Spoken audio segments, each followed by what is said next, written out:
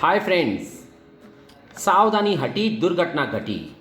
क्या ये बात केवल रास्ते पर होने वाली दुर्घटनाओं के लिए सही है? नहीं।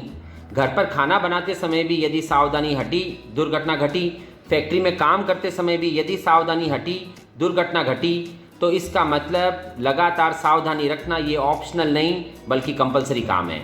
इन्वेस्टमेंट में भी लगातार हमें सतर्क रहना होता है, इन्वेस्टर की ये जिम्मेदारी है। आइए ऐसे 5 पॉइंट समझते हैं जो हमें इन्वेस्टमेंट में होने वाले एक्सीडेंट से बचा सके। Number 1, check your investment objective.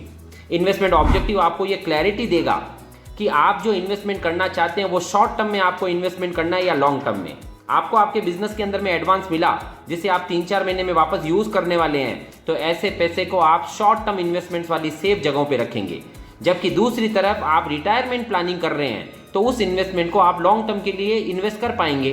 Point number 2, cash flow requirement. आपको ये चेक करना होगा कि जो इन्वेस्टमेंट्स आप करने जा रहे हैं उसमें आपको केवल एक ही बार इन्वेस्टमेंट करना है या फिर हर महीने या हर साल इन्वेस्टमेंट करने को आने वाला है।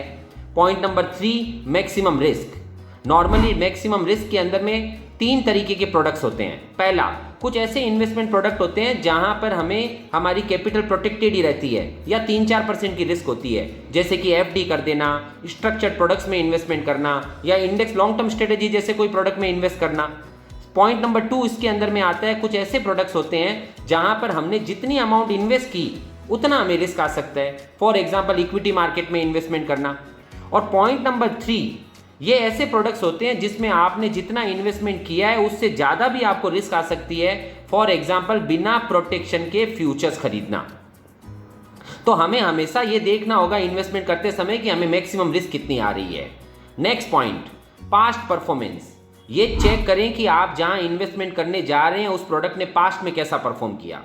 वैसे पास्ट का परफॉर्मेंस भविष्य की कोई भी आपको गारंटी नहीं देगा, लेकिन इससे हमें थोड़ा इंडिकेशन पता चलता है कि लगभग हमें क्या रिटर्न्स मिल पाएंगे।